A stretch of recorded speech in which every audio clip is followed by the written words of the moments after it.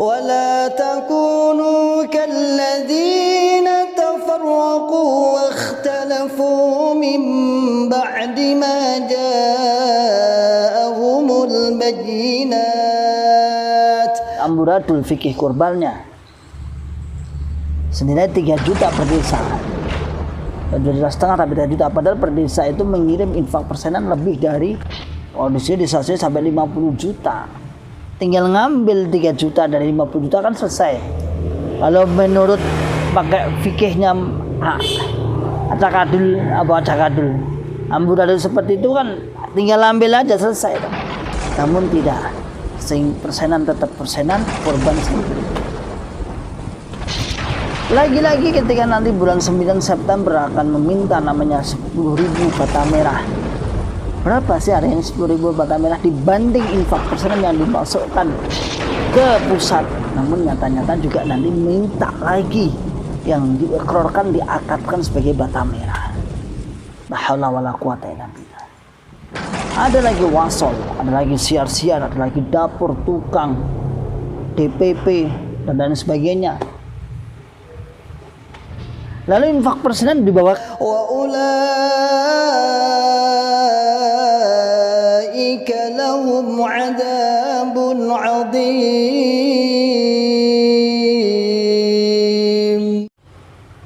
Bismillahirrahmanirrahim. Assalamualaikum warahmatullahi wabarakatuh. Alhamdulillahirabbil alamin. Alhamdulillahi wa kafa wa sallallahu wasallam ala rasulillahil mustafa. Asyhadu an la ilaha illallah wahdahu la syarikalah wa asyhadu anna Muhammadan abduhu wa rasuluhu sallallahu alaihi wasallam wa ala alihi wa ashabihi wa man tabi'ahum bi ihsanin ila yaumiddin wa ba'd. Ma'asyiral muslimin hafizakumullahu taala. Alhamdulillahi rabbil alamin. Kita bersyukur kepada Allah yang senantiasa selalu memberikan kepada kita semua nikmat hidayah Islam, nikmat hidayah iman, nikmat sehat wal afiat, aman fi amanillah wa fi barakatillah, nikmat semangat ya'muruna bil ma'ruf wa yanhauna 'anil munkar wa ulaika humul muflihun. Membuka akal sehat, membuka akal waras dan membuka akal selamat pada saudara tua kita yang ada di dalam Islam Jamaah Cokam 354. Ma'asyiral muslimin hafizakumullahu taala. Ada aja informasi yang bocor karena banyak nyambung waktu. Apalagi adalah hal-hal yang riskan yang perlu diketahui dan semoga menjadi wasilah terbukanya akal sehat, akal waras dan akal selamat para saudara tua kita yang ada di dalam Islam Jamaah. Di antaranya adalah informasi tentang pendapatan infak persenan.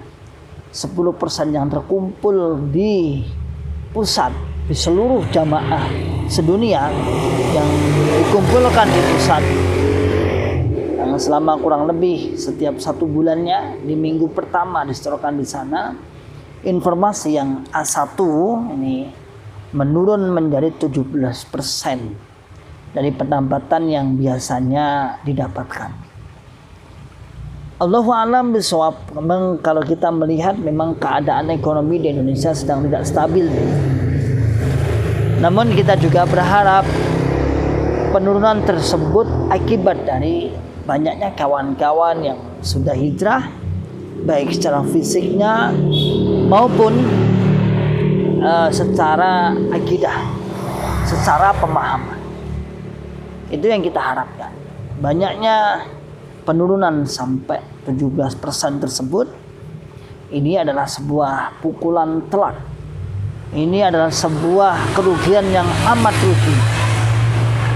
Ya walaupun mereka tidak modal, namun pendapatan yang biasanya didapatkan mungkin di angka 100%, tinggal 17% ini berarti ya sudah ya hampir chaos, hampir ambruk. Nah, bukan ambruknya yang kita tunggu, tapi ambruknya akidah, ambruknya anggapan mengkafirkan selain golongannya, ambruknya pemahaman membid'ahkan, memudahkan membid'ahkan, dan ambruknya anggapan memurtadkan orang-orang yang sudah keluar dari golongannya.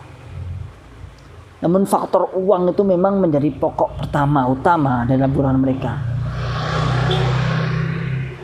Sudahlah, diakui atau tidak diakui, sebenarnya jamaah Anda itu keberatan. Dengan dalih apapun mereka sebenarnya terpaksa, apalagi Anda semua masyarakat muslimin hafidhakumullah ta'ala, wabil khusus para pengurus Islam jamaah memasukkan dengan doktrin-doktrin walaupun dalam keadaan berat. Wa man syatika wa makrahika wa asaratin alaik. Walaupun dalam keadaan berat, walaupun dalam keadaan ringan, namun mereka benar-benar bukan masalah keadaan memang berat sesungguhnya. Apalagi di musim ini, di musim kurban, dan kebutuhan mereka bukan hanya untuk urusan menetapi per 10%-nya, bukan. Namun kebutuhan-kebutuhan yang lain banyak dan terus menerus continue. Terus menerus dimintai, terus menerus, dan bahkan menjadi standar ukuran apakah jamaah ini jamaah yang faham, tanda kutip solih, ataukah jamaah yang tidak faham, tanda kutip adalah tolih atau jelek. Masyaallah muslimin hafidhakumullah ta'ala. Sehingga tak heran mereka akhirnya terbuka dan melihat perkembangan kawan-kawan mitra yang semakin kesini semakin banyak dirasakan banyaknya penyelewengan, banyaknya ketidakjelasan, dan terang benderang para mantan telah menjelaskan tentang kesesatan tersebut. Maka tak ada kata pilihan kecuali mereka harus meninggalkan akidah tersebut. Tidak ada kata pilihan kecuali harus mereka lari, tidak meyakini, tidak memahami, dihapusi bahasanya. Yang dikejar adalah uang, dan bukan hanya itu, masyaallah muslimin hafizahullah ta'ala. Kalau mungkin 10% saja kemudian ada timbal balik dari atas ke bawah, mungkin jamaah tidak terlalu berat. Namun wajiban 10% itu wajib masih membayar di daerah, masih di desa, masih di kelompok, masih kolom-kolom yang lain. Saya berbicara dalam sisi ekonomi, bukan berarti saya juga orang yang medit, karena dulu saya juga semangat dalam pembelaan. Tanya aja kaunya masih hidup, tanya aja. Namun ketika kita sudah menyadari bahwa hal tersebut sudah salah, buang, selesai. Ketika hal tersebut ada salah, buang. Karena akal-akalan model seperti ini adalah akal-akalan bisnis, akal-akalan yang hanya mengeruk dana umat saja, gak jelas. Semakin perkembangan zaman semakin maju, orang-orang Islam jamaah semakin terbuka. Para milenial Islam jamaah semakin membuka akal sehat, membuka akal waras. Lari kemana kalau tidak mereka meninggalkan pendapatan, meninggalkan infak seperti ini. Dan tentunya mereka mempunyai kewajiban yang lebih wajib ditunaikan daripada menetapi yang disebut dengan sambung imam, yaitu sambung uang. Memang enak, entah karena kebodohan kita atau karena kita sudah terhipnotis. Bagaimana tidak, kita dulu telah didoktrin seperti ini. Jadi infak persenan itu wujud sambung kita kepada Bapak Imam. Entah karena kebodohan kita atau karena kita memang terbelenggu saat itu. Kok nggak sekritis itu? Kok nggak sekritis sekarang ini? Loh kok enak? Jadi imam sambungannya duit. Enak banget ya. Coba Anda pikir, membuka akal sehat, membuka akal waras, dan membuka akal selamat. Pernyataan seperti itu sebenarnya kan jelas-jelas kalau kita pahami dengan mata telanjang yang utuh. Orientasinya jelas uang. Kalau mengatakan bahwa infak persenan, infak 10% itu sambung kita ningguni Bapak Imam. Duh, itu kalau wong bodoh ya misalnya. Nah, apa ya nanan? Ya mesti urusan duit. Coba dibuka akal sehat Anda. Namun kita saat itu dulu ya yang namanya dulu kita orang, kalau saya katakan tadi bodoh berarti lebih bodoh lagi, bahkan dibodohkan. Fine aja, santai wae. Bagian kita mati-matian membela Bapak Imam saat itu. Mati-matian bahwasan Bapak Imam seperti ini. Loh, kena pernyataan ini sudah jelas. Bahwasanya persenan itu sambung, pembuktian sambung kepada Bapak Imam. Uang persen pembuktian sambung kepada Bapak. Kalau dimaknai mentah-mentah ini kan jelas berarti Bapak Imam butuh uang. Bapak Imam menerima uang. Allahu a'lam bishawab, apakah diterima secara langsung oleh pribadi beliau atau memang beliau hanya sebagai ya formalitas saja, namun bawah-bawahannya yang mengambil. Namun yang pasti tidak ada laporan di bawah. Dapat berapa, sampai berapa. Kemudian jenis-jenis pembayaran yang lain juga tetap dianggarkan. Walaupun katanya infak persenan sudah mencukupi kebutuhan yang lain, namun kebutuhan yang lain masih diminta. Misal kebutuhan anak pondok misalnya kemarin naik 200.000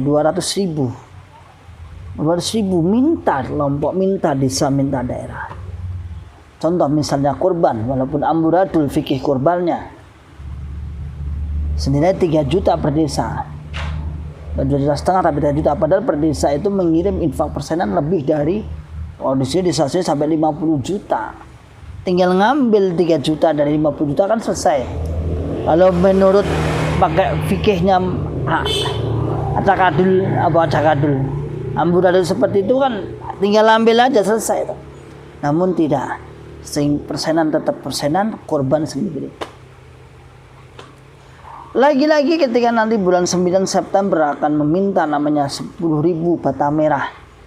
Berapa sih ada yang 10.000 bata merah dibanding infak persenan yang dimasukkan ke pusat. Namun nyata-nyata juga nanti minta lagi yang diikrarkan, diakadkan sebagai bata merah. La haula wala quwata illa billah.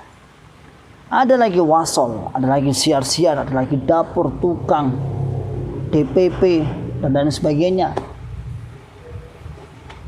Lalu infak persenan dibawa kemana? Buka akal sehat Anda. Infak persenan digunakan di. Ketika menurun teriak-teriak tinggal 17%, teriak-teriak konangan. Tapi ketika melambung tinggi tidak pernah dikabarkan. Aneh juga. Infak persenan ketika 17% menurun 17% bocor. Lalu ketika naik berapa ratus juta tidak pernah bocor. Ya. Ayo, Islam jamaah, anggota Islam jamaah jangan mau dibodohi. Ini jelas pembodohan umat. Ini jelas pengeruan harta umat. Jelas sekali. Segera hentikan, stop infak persenan.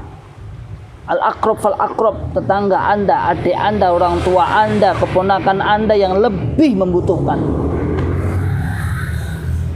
Masjid kelompok Anda yang lebih membutuhkan. Mubalik tugasan Anda yang mengajarkan Anda setiap hari lebih membutuhkan. Dibanding Bapak Imam yang duduk-duduk saja di sana di pusat. Yang tak tahu menau. Bagaimana mungkin dia akan menjadi saksi di akhirat kalau di dunia aja nggak kena? Iya, saudara kabeh. Unintunya mereka kenal. Siapa lo? Padahal setiap bulan kita kirim uang ke sana, tapi siapa lo? Apalagi di akhirat nanti, la haula wala quwata illa billah. Masyaallah muslimin hafizakumullah taala. Itu yang mungkin bisa kita sampaikan tentang penurunan pendapatan 17% yang ada di dalam Islam jamaah ini. Sebuah kabar yang tak lain bukan kabar penurunannya, namun kabar yang baik adalah mereka ini yang biasa membayar biidznillah dan husnudzon billah. Semoga atas kesadaran mereka sehingga mereka tidak membayar, tidak menyetorkan infak yang berlarut-larut tahunan puluhan tahun yang disampaikan ke pusat. Oke, demikianlah. Salam akal sehat, salam akal waras, dan salam akal selamat. Wa akhiru da'wana alhamdulillahirabbil alamin. Assalamualaikum warahmatullahi wabarakatuh. ولا تكونوا